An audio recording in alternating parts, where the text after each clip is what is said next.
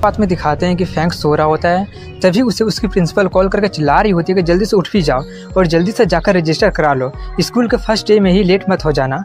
वो उठता है और 10 मिनट के बाद खुद को बहुत ही बुरा बैड बॉय बना लेता है और जाने लगता है। तभी वो वहाँ पर बहुत सारे लग्जरी कार्स को देखकर बोल रहा होता है कि कोई उड़कर क्यों नहीं आता है, और तभी वहाँ पर एक लड़की हेलीकॉप्टर से उड़कर आ जाती है। ये देखकर वो सोच रहा होता है अब बस इसी की कमी थी। तभी उसे एक लड़की दिखती है और वो लड़की स्टूडेंट यूनियन से होती है और वो वही लड़की होती है जिसे वो कल गलती से देख लिया था। उसे देखकर वो थोड़ा सा डर जाता है और छुपकर सोचने लगता है अगर वो मुझे देख लेती है तो पक्का वो मुझे जान से मार देगी।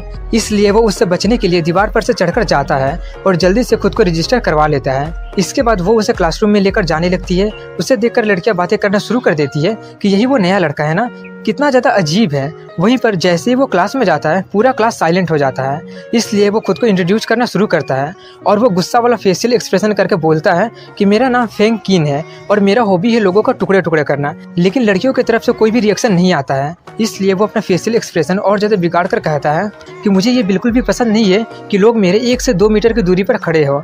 पिछली बार एक बंदा ने ऐसे ही किया था लेकिन अब वो नहीं बच पाया है। लेकिन तभी सभी लड़कियां कहने लगती है ओह वाह ये लड़का कितना ज़्यादा कूल है।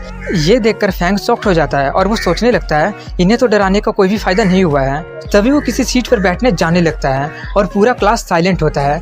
तभी एक लड़की कहती है कि तुम्हें हानियों के बगल वाली सीट पर जाकर बैठना चाहिए। वो वहीं पर जाकर बैठ जाता है और उसे बहुत ही ज़्यादा ऑकवर्ड लग रहा होता है। तभी वो सोचने लगता है कि सबसे पहले मुझे वो 4 मेजर एविल लड़कियों को ढूंढना होगा।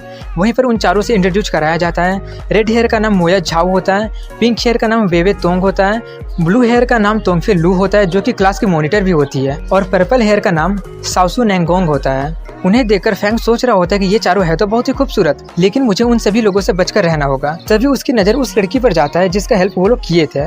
उसे देखकर वो कहता है तुम जानी पहचानी लग रही हो, क्या हम लोग पहले कहीं पर मिल चुके हैं क्या?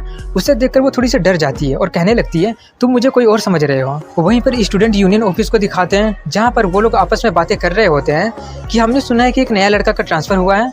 स्टूडेंट यूनियन की प्रेसिडेंट सू कहती है कि हाँ मेरी मॉम ने ही उसे इनरोल किया है। ब्लैक हेयर सोच रही होती है कि खुद प्रिंसिपल ने ही उसे इनरोल किया है, आखिर किस तरीके का लड़का वो है। तभी वो अपने प्रेसिडेंट को उसका फाइल दिखाते हैं। फाइल में उसका फोटो देखकर ब्लैक हेयर उसे पहचान लेती है कि ये तो कल वाला ही लड़का है और गलती से उसके मुंह से निकल जाता है कि ये कैसे हो सकता है।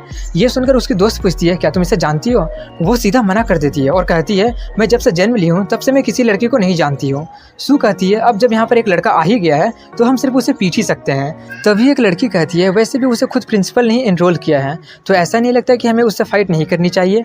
सू कहती है तुम्हारी बातों में दम तो बहुत है, इसलिए हम लोग पहले कुछ भी नहीं करेंगे, पहले उसे ही गलती करने का मौका देते हैं। और वैसे भी वो क्लास 1 सीनियर 2 में है, वहाँ की 4 मेजर एवल गर्ल्स उसे संभाल लेंगी। ये सुनकर सभी लोग अपने प्रेसिडेंट की तारीफ करने लगते हैं कि आप कितना ज़्यादा स्मार्ट हैं। तभी एक लड़की उससे कहती है कि सभी लोगों को पता है कि आपको अल्कोहल से एलर्जी है, इसलिए आपको चश्मा पहनकर और ग्लास में ग्रेप्स का जूस लेकर नाटक नहीं करना चाहिए। ये सुनकर वो चिल्लाने लगती है कि मुझे बस ये पसंद है। वहीं पर क्लासरूम का सीन दिखाया जाता है जहाँ पर टीचर फेंग को न्यू टेक्स्ट बुक लाने के लिए कहती है और उसके साथ एक और लड़की को जाने के लिए कहती है, लेकिन वो नाटक कर देती है कि मुझे अच्छा फील नहीं हो रहा है और वो इनडायरेक्टली हानियों को उसके साथ जाने के लिए कहती है। फेंग उससे कहता है क्या मैं तुम्हें याद हूँ, हम कुछ दिन पहले ही मिले थे, मैंने तुम्हारा बैग उस चोर से बचाया था। वो कहती है उसके लिए थैंक्स, लेकिन प्लीज अभी मुझसे बातें मत करो।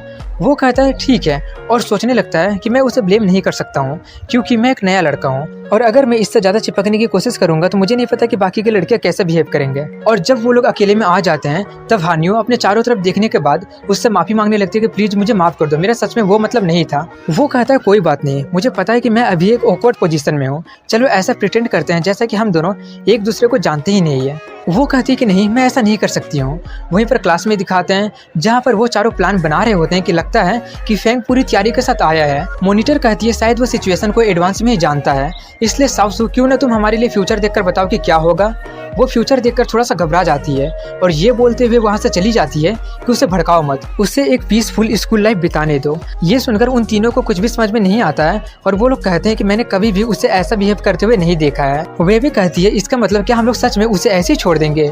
मोया कहती है बिल्कुल भी नहीं, अगर हमने उसे नहीं निकाला तो इसका मतलब हमने पिछले साल जो कुछ भी किया था वो सब बेकार हो जाएगा। तभी मॉनिटर कहती है तो ठीक है, हम लोग अपना ओरिजिनल प्लान को ही फॉलो करेंगे, लेकिन थोड़ा सा केयरफुल रहना, देखते हैं कि वो लड़का कितना ज़्यादा स्पेशल है। और तभी प्लान को फॉलो करते हुए मोया बुक लाने के लिए उसे थैंक्स बोलते हुए कुछ पीने के लिए दे देती है।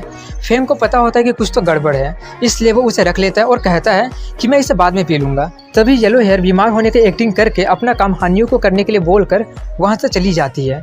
इसलिए फैंग भी उसका हेल्प करने लगता है और कहता है कि अगर तुम्हें किसी भी तरीके का हेल्प चाहिए तो मुझे टेबल के अंदर बता देना।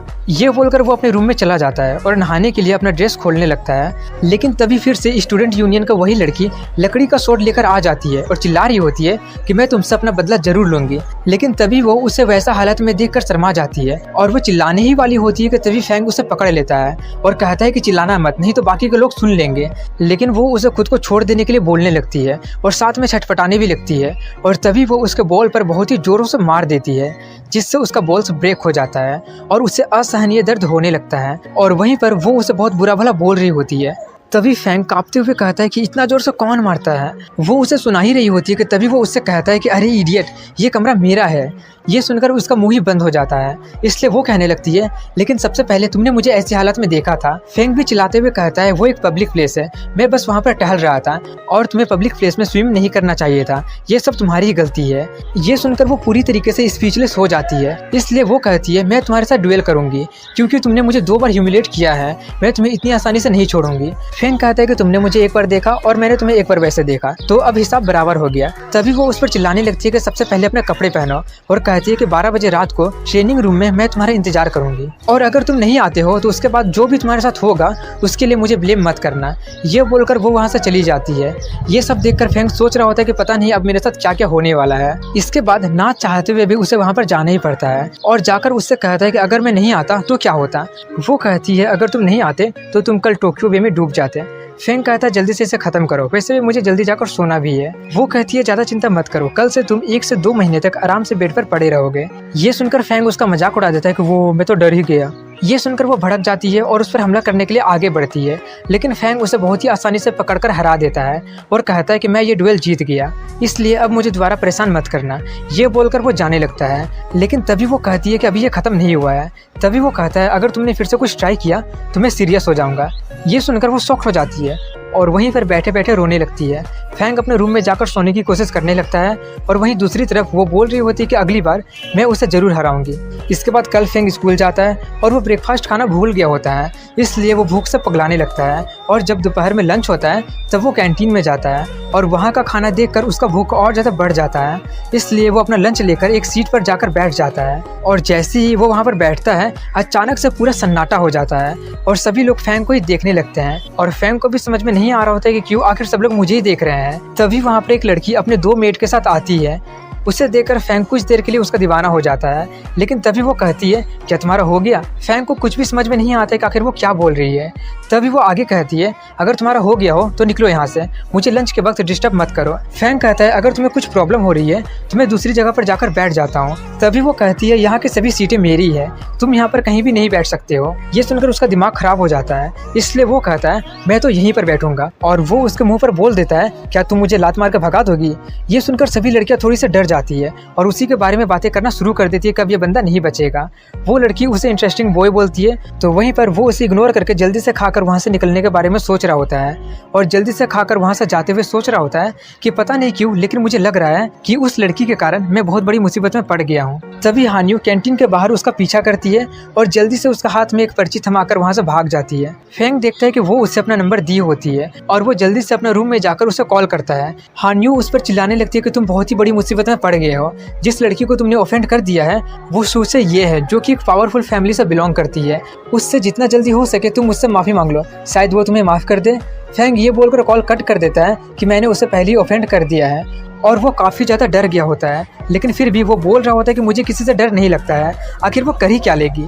तभी एक बंदा उसके रूम में बेहोश करने वाला धुआं फैला देता है, जिससे फैंग वहीं पर बेहोश होकर गिर जाता है और यहीं पर इस एपिसोड की एंडिंग हो जाती है। अगर वीडियो पसंद आया होगा तो लाइक करें, कमेंट करें, शेयर करें, चैनल को जरूर सब्सक्राइब करें। मिलता हूँ अगली वीडियो में, तब तक के लिए हैव अ गुड डे।